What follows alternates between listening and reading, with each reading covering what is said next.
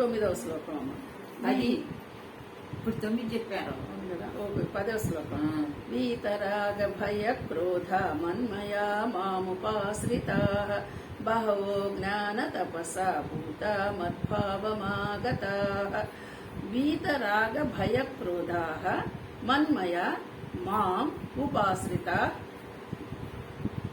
బహవ జ్ఞాన తపస్సా భూత మద్భావం ఆగత. అంటే చూడండి, ఇలా నన్నే పొందినవాడు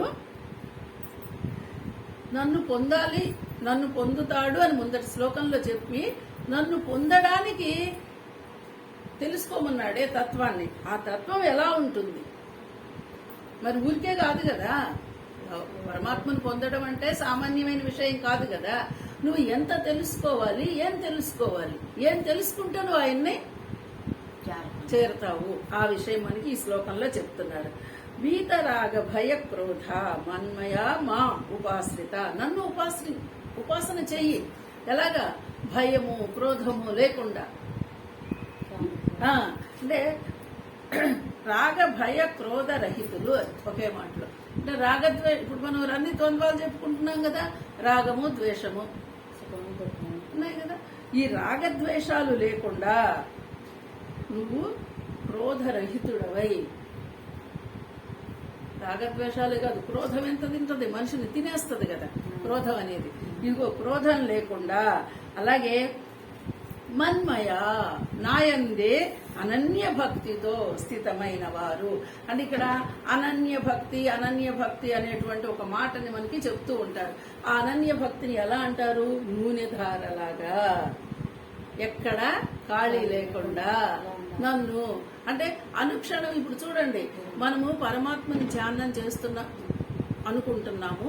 తర్వాత పరమాత్మ తత్వం కూడా అర్థమయ్యింది. ఆయన ధ్యానం చేయండి అని అందరూ చెప్తున్నమాటే. అయితే కాసేపు కూర్చొని ధ్యానం చేసి వదిలిపెడితే ధ్యానం చేసినట్ట. అది అనన్య భక్తి అవుతుందా? ఒక అరగంట పావు గంట ధ్యానం చేస్తే అనన్య భక్తి అవుతుందా?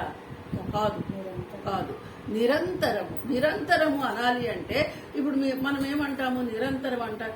ఎలాగండి బాబు నిరంతరం అనేది? ఇదిగో ఈ లోకంలో ఇన్ని రకాల పనులు ఉన్నాయి, ఇన్ని రకాల వ్యవహారాలు వ్యాపారాలు ఇన్ని ఉన్నాయి, మరి ఇవన్నీ నేను చేసుకుంటూ నిరంతరము నువ్వేనని అనడం ఎలా కుదురుతుంది? నిరంతరం అంటే నేనే ఆయనని తెలుసుకున్నవాడు నిరంతరము ఆయనతోనే ఉన్నాడు. ఎవరైతే నేను పరమాత్మ ఒకటేనని ముందటి శ్లోకంలో చెప్పింది అర్థం చేసుకున్నాడో ఇంకా వాడు నిరంతరము పరమాత్మతో ఉన్నట్టే. అనాల్సిన అవసరమే లేదు. కృష్ణ కృష్ణ రా అని పిలవాల్సిన అవసరం లేదు. నేను నువ్వు ఒకటేనయ్యా. నేను చేస్తున్న ప్రతిదీ నువ్వే నడిపిస్తున్నావు, నువ్వే చేయిస్తున్నావు, నీ ద్వారానే జరుగుతోంది. మరి నువ్వు లేకుండా నేను లేను. ఇది అర్థమైతే నిరంతరము పరమాత్మని నువ్వు ధ్యానం చేసినట్టే. మళ్ళీ కాసేపు ఏదో కష్టం వచ్చినప్పుడో సుఖం వచ్చినప్పుడో పరమాత్మ అని మళ్ళీ అయిపోగానే నేను చేశానండి, నేను పెట్టానండి, నేను కట్టానండి, నేను సంపాదించానంటే మరి దాన్ని పరమాత్మ ఎలాగా ఒప్పుకుంటాడు? ఇక్కడ ఇంకా నేననేది లేదు, ఉన్నది నువ్వే. ఈ విధంగా తెలుసుకోవడం అన్నమాట అనన్య చింతన అంటే. అంటే అనుక్షణము అదే చాలా మంది అనుకుంటారు అస్తమానము రామ రామ కృష్ణ కృష్ణ అంటూ ఉండాలా అనన్య చింతన అంటే. అది కాదండి. నువ్వు నేను ఒకటేనని ఎవరైతే తెలుసుకుంటారో అదే అనన్య చింతన. ఇప్పుడు మరి నేను చేస్తున్నానా? పాఠం జరుగుతోంది, పలికిస్తున్నాడు, వాక్కిస్తున్నాడు. ఈ దేహము కేవలం ఒక ఇన్స్ట్రుమెంట్, ఒక పరికరం. ఈ పరికరం ద్వారా విషయం జరుగుతూ ఉంది, అంతే. మనం ఏదైనా పని చేయాలంటే ఒక పనిముట్టు కావాలి కదా. అంతే. నడిపిస్తున్నవాడు వాడు, నడుస్తున్నది ఈ దేహం. రెండిట్లకి మరి అభేదమైన కదా. భేదం ఉందా? లేదు, భేదం లేదు. ఇదిగో ఇది అర్థం అవటమే అనన్య భక్తి. ఇట్లాంటి అనన్య భక్తితో ఉన్నవాడు మా ఉపాశ్రిత, నన్ను ఆశ్రయించిన వారు. మరి ఇప్పుడు ఎవరిని ఆశ్రయించాం మనం? నేను ఒకటే నన్ను తెలుసుకున్నవాడు ఆయన పట్టుకున్నట్టే కదా. పరమాత్మ అంటే పెక్కు మంది భక్తులు, బహువహ అంటే పెక్కు మంది భక్తులు, జ్ఞాన తపస్స జ్ఞాన రూప తపస్సే.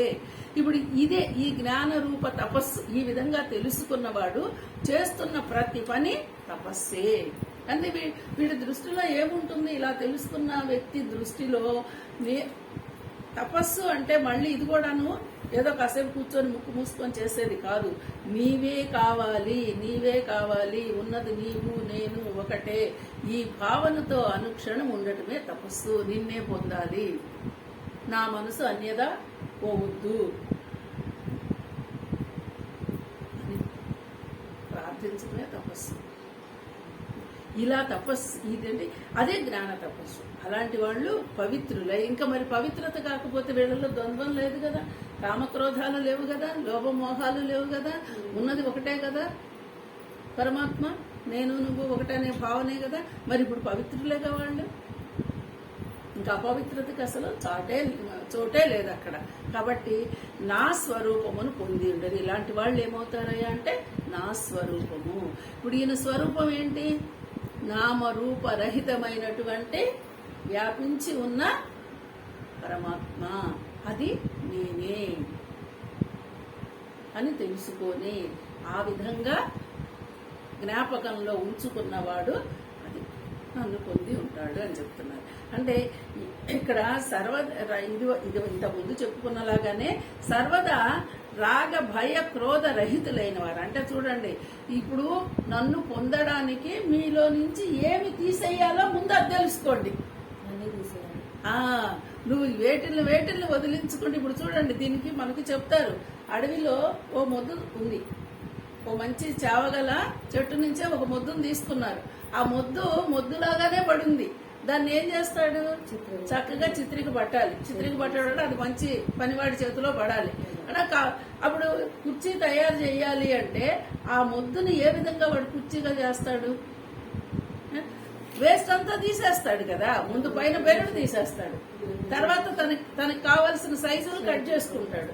ఆ సైజులు కట్ చేసిన తర్వాత ఏ షేప్ కావాలో ఆ షేప్ను తయారు చేయడానికి మిగతా వేస్ట్ పదార్థం తీసేసి ఒక ఆకారాన్ని తెస్తాడు. ఈ ఆకారం తెచ్చిన దాన్నంతా సమకూరిస్తే నీ కుర్చీ తయారయ్యింది. అప్పుడు మరి ఆ మొద్దేది, ఆ మొద్దు నుంచే కదా ఈ కుర్చీ తయారైంది. మరి మొద్దులో ఏం చేశాడు, మొద్దు నుంచి వేస్ట్ ను తీసేశాడు. ఇక్కడ మీరు ఇది గుర్తు పెట్టుకోవాలి. అంతే కదా, మరి పొడవు ముక్కలు కావాలండి, కాళ్ళు కావాలి, కుర్చీకి చేతులు కావాలి. అంటే ఆ పొడవు ముక్క రావడానికి ఎంత సైజు కావాలన్నది మిగతాదంతా తీసేశాడు కదా. తనకు కావాల్సిన సైజు కట్ చేసుకొని దాన్ని నునుపు చేసి దానికి పాలిష్ చేసి అంతా చేసి ఆ వేస్ట్ అంతా తీసేశాడు. ఇక్కడ వేస్ట్ తీసేస్తే ఆకారం వచ్చింది. మరి నీలో ఉన్నటువంటి వేస్ట్ ఏంటి, నీలో ఉన్న వేస్ట్ కామ క్రోధ లోభ మోహాలు, ఇవన్నీ వేస్టే. ఆ వేస్ట్ తీసేస్తే నువ్వు కూడా మంచి ఈ మొద్దు నుంచి ఉపయోగించుకునే వస్తువులాగానే అవుతావు. ఆ వస్తువు పరమాత్మ ఎలాగైనా ఉపయోగిస్తాడు. ఇప్పుడు ఇలా ఉపయోగించట్లా పరమాత్మ మనల్ని ఈ కూర్చోబెట్టి చెప్పి ఈ విధంగా ఆయన మరి కూర్చోబెట్టాడు కదా, ఉపయోగించుకుంటున్నాడు కదా, మరి అలాగే ఉపయోగించుకుంటాడు. అంటే ఇక్కడ ఏంటంటే పరమాత్మను పొందాలి అంటే నీలో ఉన్న వాటిని తీసేసి ముందు అది క్లీన్ చేస్తే, అదే మనం చాలాసార్లు అనుకుంటాం కదా, మనసు నిండా ఆలోచనలు పెట్టుకుంటే ఆయనకు తావేది, ఆయన వచ్చి ఎక్కడ కూర్చుంటాడు. నీ ఆలోచనలు బయటికి పంపించి దాన్ని ఖాళీ చేస్తే కదా నేను ఉన్నానని గుర్తొస్తానికి అది చెయ్యగలగాలి. అలాంటి వాళ్లే అంటే ఈ దృఢమైన భక్తి, ఇట్లా ఉన్నప్పుడే దృఢమైన భక్తి తాత్పర్యంతో స్థిర బుద్ధి కలిగి, అంటే ఇట్లాంటి స్థిర బుద్ధి. ఇప్పుడు ఏంటంటే మనం ఈ వస్తువుని తయారు చేయడానికి ఎలాగైతే వేస్ట్ తీసేసామో నువ్వు కూడా పరమాత్మలాగా తయారవ్వాలి అంటే నీలో ఉన్నటువంటి ఈ వేస్ట్ పదార్థం, ఈ భావాలన్నీ తీసేయాలి. తీసేసినప్పుడు నీకు స్థిరమైన బుద్ధి కదా, అంతే కదా, స్థిరమైన బుద్ధి. ఇంకా నేను పరమాత్మని అనేటువంటి స్థిరత్వంతో నువ్వు ఉంటావు. అట్లాగా నన్ను ఆశ్రయించిన భక్తులు ఎక్కువ మంది, చాలా మంది ఉన్నారయ్యా, లేకుండా ఏం లేరు. జ్ఞాన తపస్సంపన్నులై పవిత్రులై నా స్వరూపమును పొంది ఉండిరి. ఆల్రెడీ ఉన్నారు అంటే ఇప్పుడు మనం కూడా ఆ దారిలో నడిచి ఆ పరమాత్మను అలాగా పొందాలి అని చెప్పి మనం అనుకో, మనం కూడా పొందుతున్నాం, తెలుసుకుందాం, ఇంకా ప్రయత్నం చేసి దాన్ని పట్టుకున్నాం. ఓం సహనా భవతు సహనో భునక్తు సహ వీర్యం కరవావహై తేజస్వినావధీతమస్తు మా విద్విషావహై.